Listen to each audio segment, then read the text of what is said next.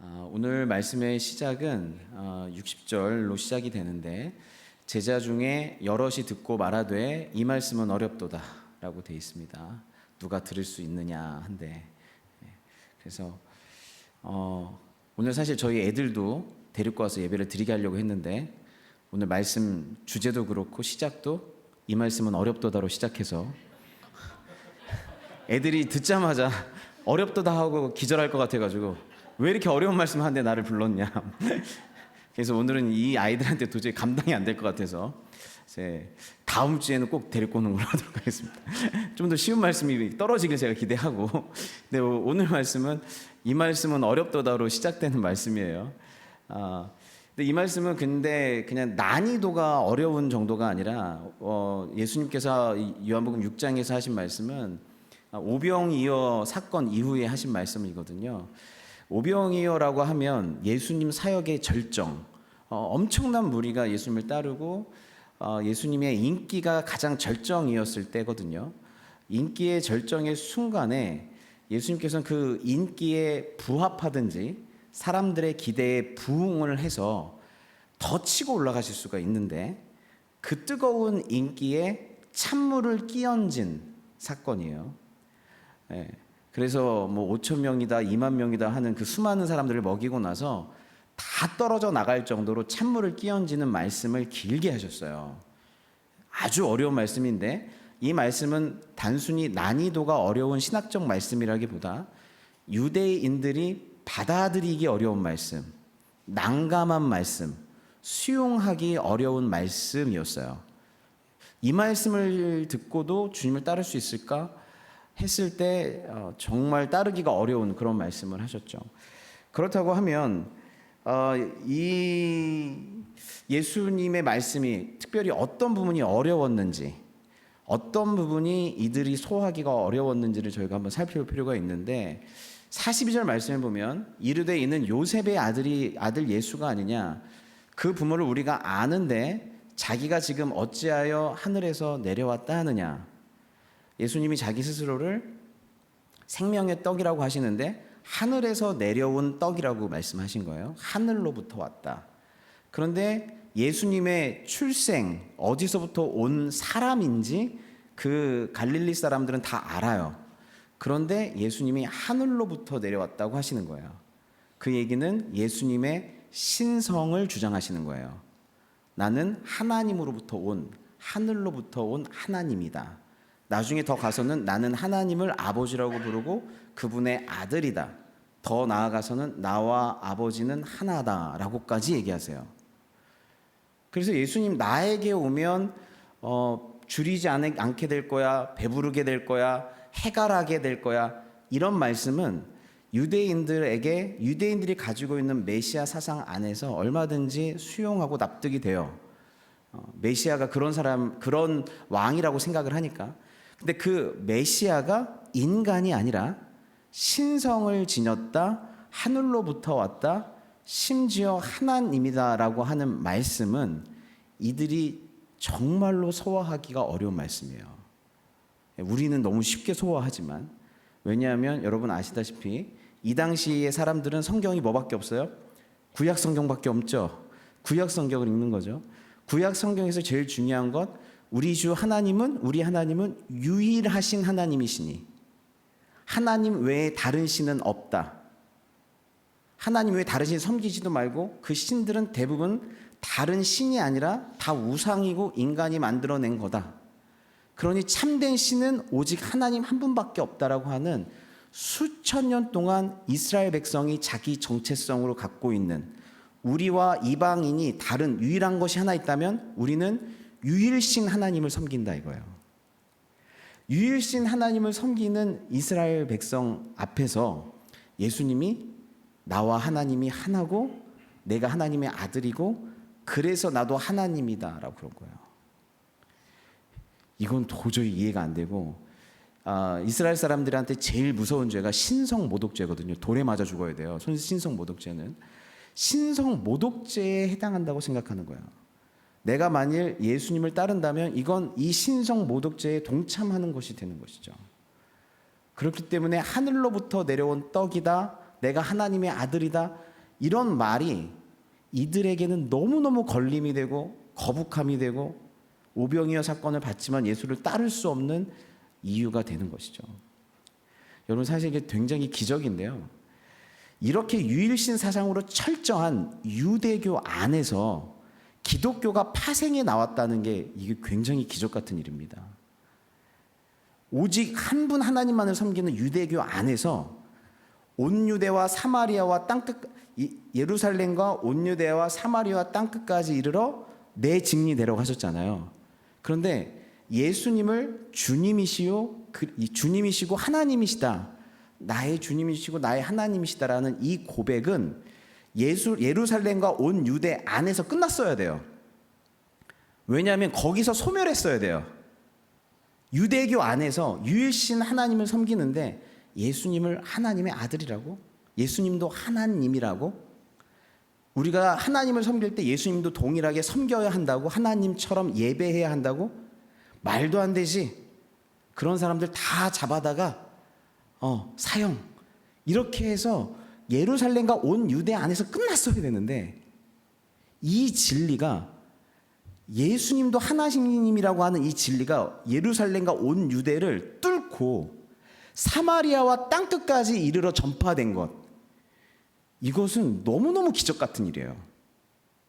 이해 안 되는 일이에요. 어떻게 그럴 수 있지?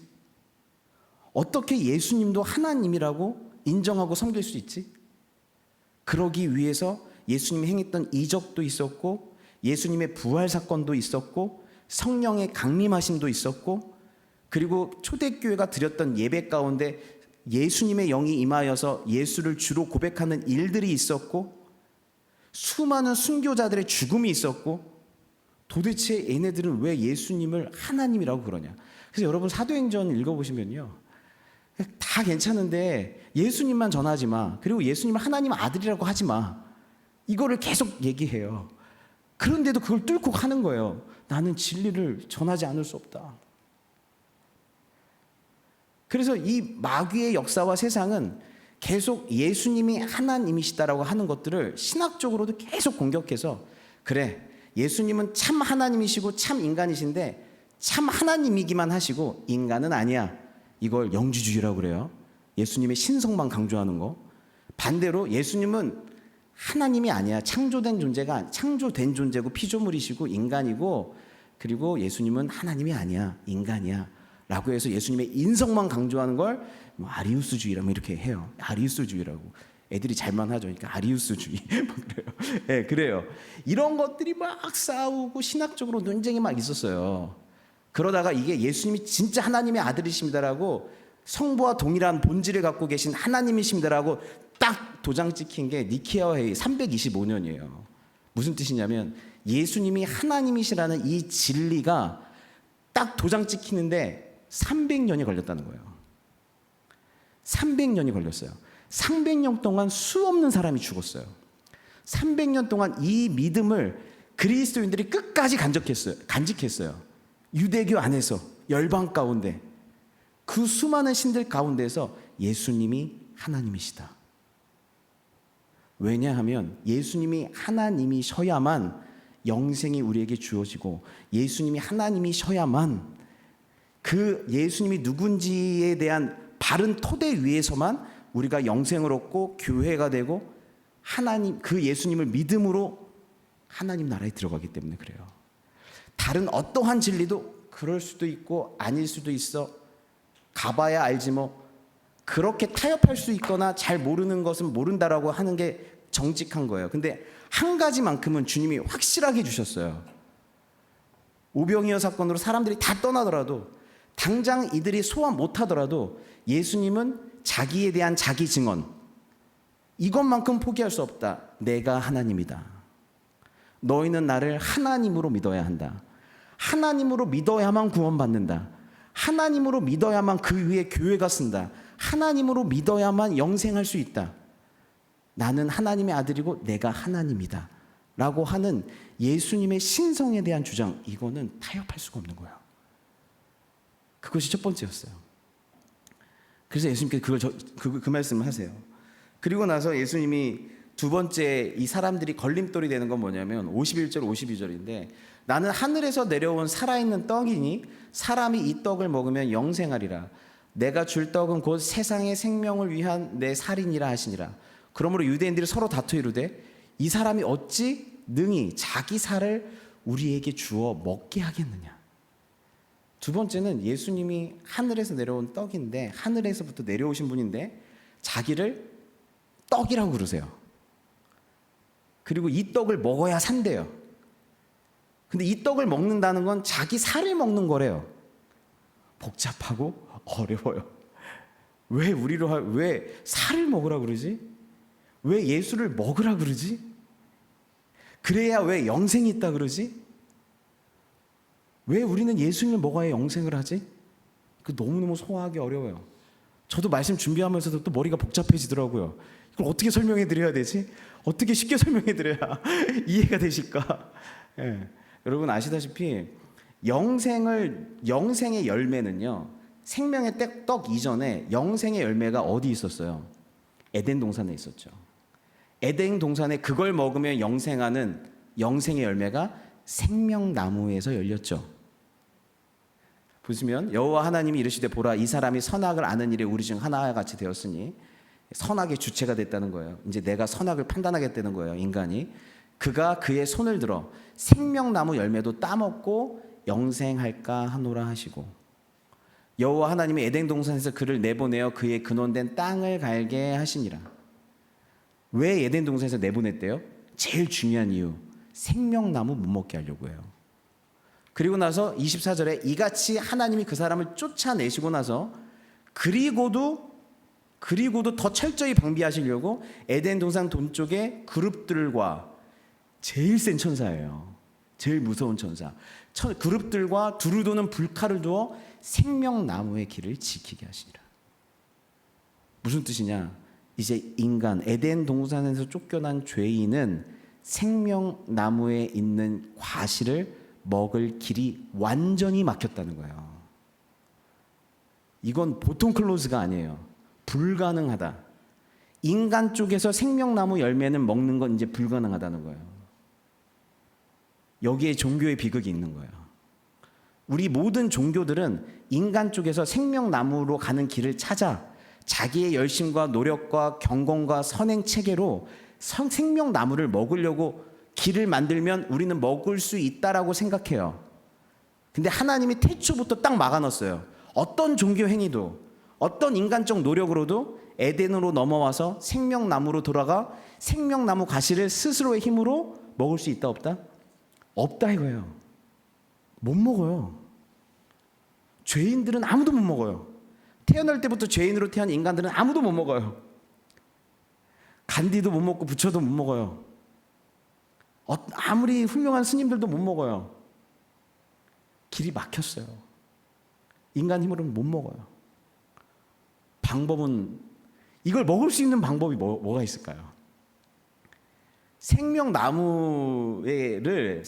열매를 먹어야 영생한대잖아요. 그런데 보세요. 요한복음에 보니까 그 안에 생명이 있었으니 이 생명은 사람들의 빛이라. 예수님 안에 뭐가 있었대요? 생명이 있었대요. 근데 그 생명을 먹어야 사람들은 그제서야 빛이 된대요. 요한일서 5장 11절 보니까 또 증거는 이것이니 하나님이 우리에게 영생을 주신 것과 이 생명이 누구 아들 안에 있대요? 그의 아들 안에 있는 그것이라.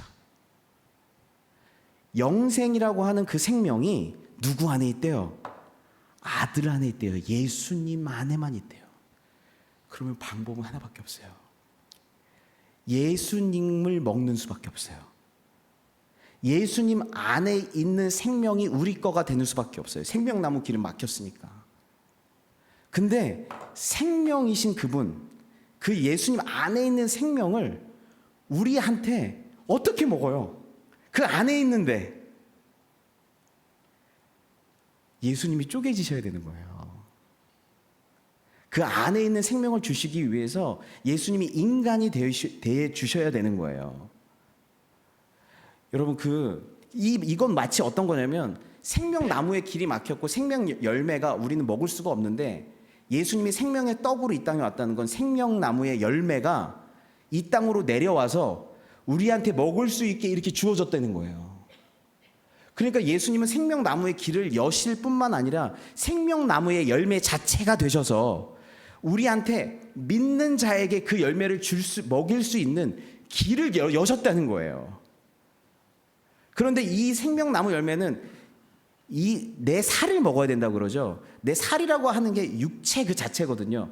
말씀이 육신이 되어 우리 가운데 거하심이라고 얘기할 때 말씀이 육신이 됐다라고 하는 육신이 살이란 뜻이에요. 똑같은 살이란 뜻이에요. 이 말씀이 육신이 된 이유는, 예수님이 인간이 되신 이유는 왜 인간이 되셨겠어요? 인간이 아니면 못 죽잖아요. 하나님은 못 죽어요. 영생하시는 분이어서. 근데 하나님은 영이셔서 죽을 수가 없어요. 근데 인간이 되시면 죽을 수가 있는 거예요. 이 살이 되시면, 육신이 되시면 죽을 수가 있는 거예요. 죽으면 비로소 그 안에, 예수님이 죽으심으로 말미암아 그 안에 있는 생명을 믿는 자에게 어떻게 할 수 있어요? 줄 수 있게 된 거예요. 지금 따라오시는 거죠. 지금 나만 복잡한 건 아니에요. 다 따라오는 거예요. 애들 왔으면 다 잤어 지금. 근데 여러분 되게 똑똑한 거야. 되게 똑똑한 거예요, 여러분. 그러니까 예수님이 육신이 돼서 내가 온 거는 그러니까 다른 것 때문에 온 게 아니라 내가 죽으려고 왔다. 죽어야 내가 쪼개져서 그 안에 있는 생명을 너한테 줄 수 있는 생명나무 열매가 될 수 있으신 거예요. 생명나무 열매가 생명의 떡이 되어질 수 있는 거예요. 전달될 수 있는 존재로 오신 거예요. 이게 너무너무 놀라운 은혜예요. 너무너무 놀라운 은혜예요. 그분이 지혜로우시다라, 그런데 그 지혜가 우리한테 전달되니까 이게 은혜죠. 그분의 사랑인데 사랑이 우리한테 전달되니까 은혜죠. 영생이시다. 좋으시겠네요. 이거 끝나는 거예요. 근데 그 영생이신 그분이 우리한테 그 영생을 줄 수 있는 형태로 오신 거예요. 전달되는 형태로 오신 거예요. 그 노력으로, 그 성육신과 낮아지심으로 우리한테 먹이려고 먹히는 존재로 오신 거예요. 그게 얼마나 놀라운 은혜인 거예요, 이게. 그들은 이해하지 못하겠지만 그만큼 이게 너무너무 놀라운 은혜예요. 먹히는 존재로 오셨다. 우리한테 영생을 주시려고, 그 안에 있는 생명을 주시려고 먹히는 존재로 오셨다 라는 뜻이에요. 성육신 안에 우리가 십자가와 부활에만 은혜가 있다고 생각하는데요, 이 성육신 안에 어마어마한 은혜가 있어요. 기독교인들이 성육신을 기본적으로 깊이 배운다면 우리의 문화가 달라지고 삶의 방식이 달라져요. 그래서 여러분, 먹히는 신앙생활을 좀 하셨으면 좋겠어요. 먹히는 신앙생활. 내가 나를 전달하는 자, 먹히는 자. 한국말이 진짜 기가 막힌 말들이 많은데요, 그거 있잖아요. 한국말 중에 이런 말이 있죠. 제가 어디다 적어놨는지 찾아야 돼요. 하도 건너뛰어가지고. 네, 보면 내 노력이 먹혔다 이런 말 있죠. 내 전략이 먹혔다. 내 진심이 먹혔다. 이거는 어떤 영어나 다른 없잖아요. 먹혔다. 인격적인 이런 거는 영어로 없잖아요. 근데 먹혔다. 내 진심이, 내 전략이, 내 마음이, 내 이런 것들이 먹혔다 이거예요. 그건 뭐냐면 내가 갖고 있는 어떤 것이 그 사람에게 먹혀 들어갈 정도로 낮아져서 그 사람한테 맞게 들어갔다는 거예요. 맞게 들어갔다는 거예요. 여러분, 그 설교 준비라고 하는 거, 그리고 교재를 쓰고 이런 거, 이게 요즘 제가 설교 준비랑 새가족 교재 만드는 거랑 선교부 그 선교 훈련 교재 만드는 거랑 또 뭐 목자 훈련 교재 만드는 거랑 그냥 장난 아니에요 지금. 근데 이때 제 마음에 이럴 것 같아요. 그래, 너무 좋다. 여기서 끝나면 제일 좋아요. 그냥 책 읽고 성경 말씀 보고 묵상하다가 역시 주님은 귀하시다. 여기서 끝나면 얼마나 좋아요. 근데 목사라는 게 뭐예요? 내가 받은 은혜를 여러분이 먹도록 만드는 게 목사가 하는 일이에요. 먹히도록 하는 게.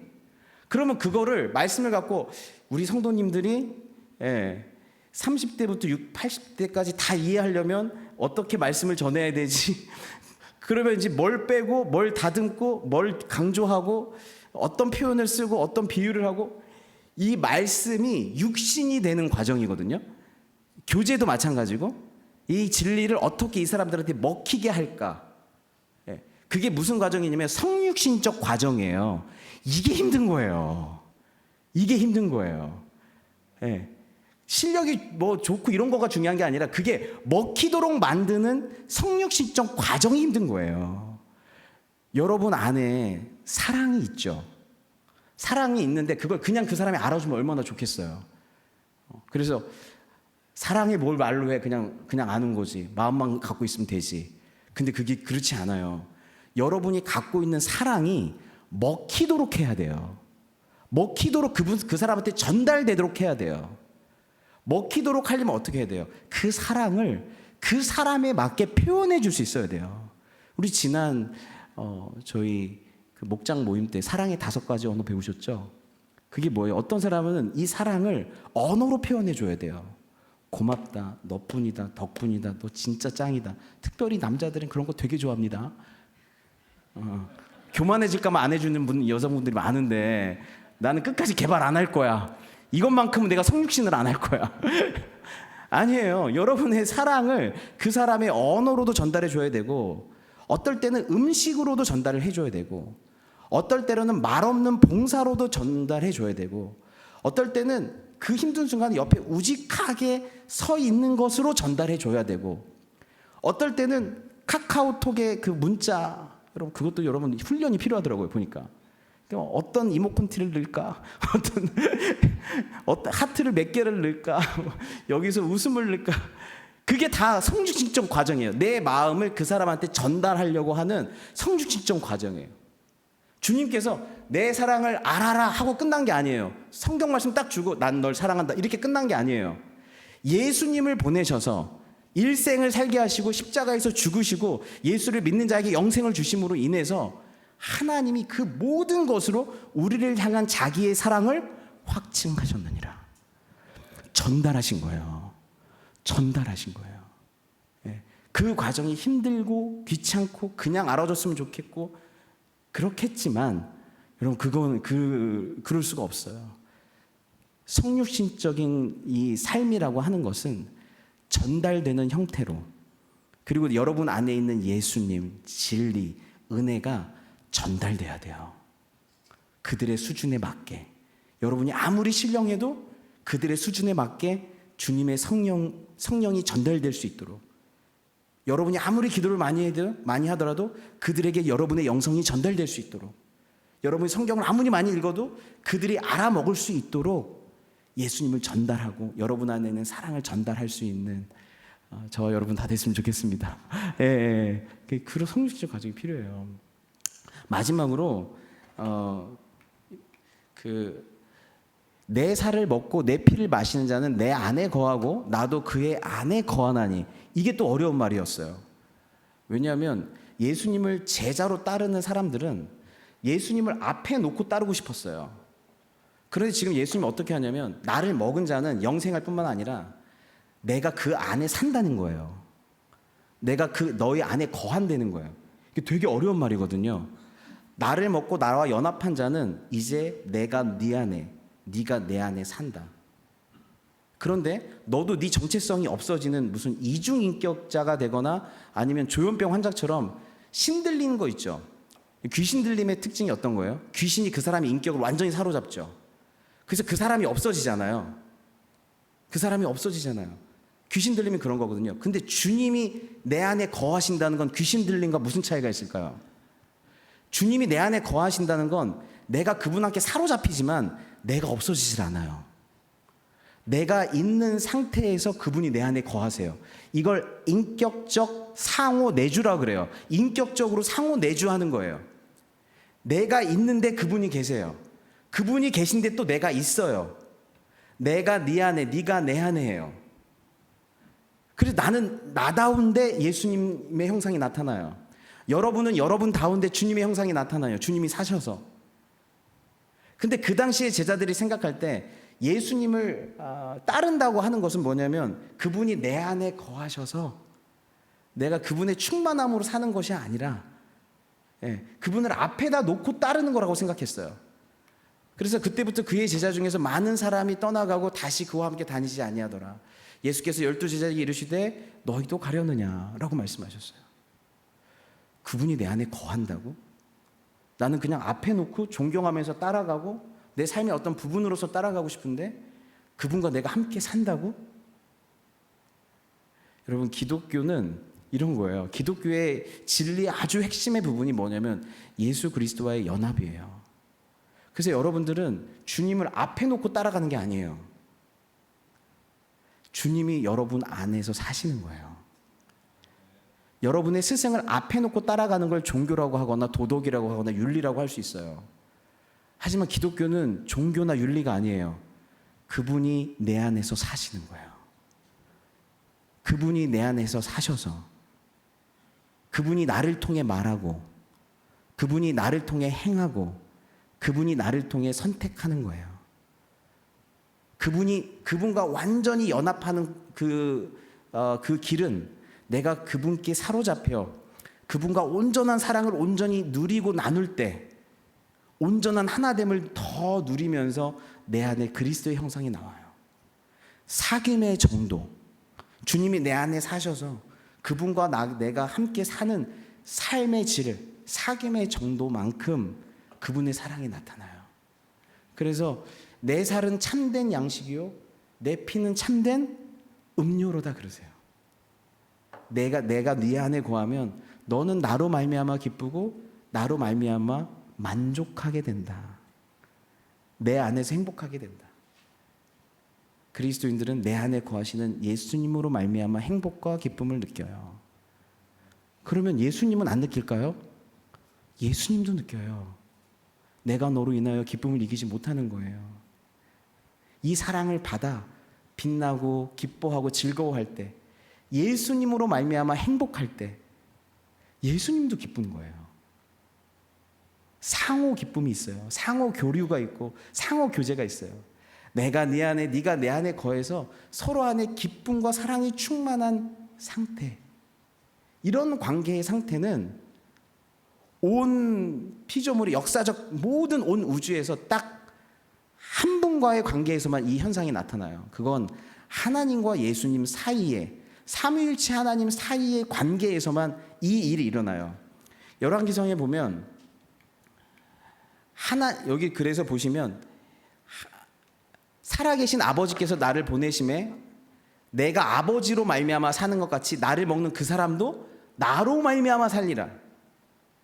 예수님과 하나님 관계가 서로가 연합된 상태에서 서로 상호 내주하면서 상호 교류하고 사랑하는 이 관계의 형태는 이 형태가 지금 어디로 왔다는 거예요? 우리한테 온 거예요. 내가 예수님 안에 예수님이 내 안에 거하셔서 서로 내주하면서 기뻐하는 이 관계의 상태로 오셨다. 이 관계의 모델은 근데 이 관계의 모델은 어디서부터 온 거라고요? 하나님으로부터 왔다. 하나님과 예수님 사이의 그 연합의 관계가 그대로 예수님을 먹은 그리스도 안에인들에게도 있게 된 거예요. 그래서 이건 어렵지만 굉장히 위대한 교리고 위대한 진리예요. 솔로몬이 그 멋진 성전을 지어놓고 이렇게 얘기했어요. 하나님이 참으로 땅에 거하시리이까 하늘과 하늘들의 하늘이라도 주를 용납하지 못하겠거든 하물며 내가 건축한 이 성전이오리이까. 솔로몬이 얼마나 똑똑했는지요. 하늘과 하늘들의 하늘이라도 성전이 아무리 멋져도 주님은 너무 크셔서 이 성전 안에 거하실 수 없다는 거예요. 주님은 너무 크셔서 하늘과 하늘들의 하늘이라도 우주와 그 위에 있는 우주와 그 위에 있는 우주라도 하나님은 담길 수가 없을 만큼 크신 분이라는 거예요. 우주를 만드신 분이니까. 그래서 여러분 그 우주의 광대하심을 보면서요. 하나님이 얼마나 크신 분이지? 이거에 한번 놀래고 그 크신 분 하나님이 어떻게 내 안에 계시지? 이거에 두 번 놀래야 되는 거예요. 이거에 두 번은 현타가 와야 되는 거예요. 어떻게 그 크신 하나님이 나라는 존재 안에 담기실 수 있냐 이거예요.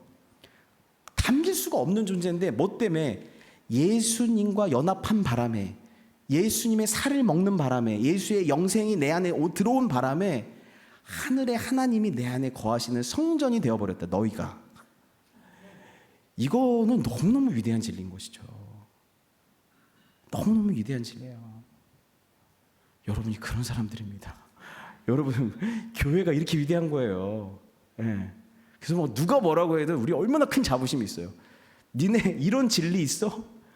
이렇게 놀라운 진리 있어? 너네한테 이런 하나님이 있어? 이런 예수님이 있어?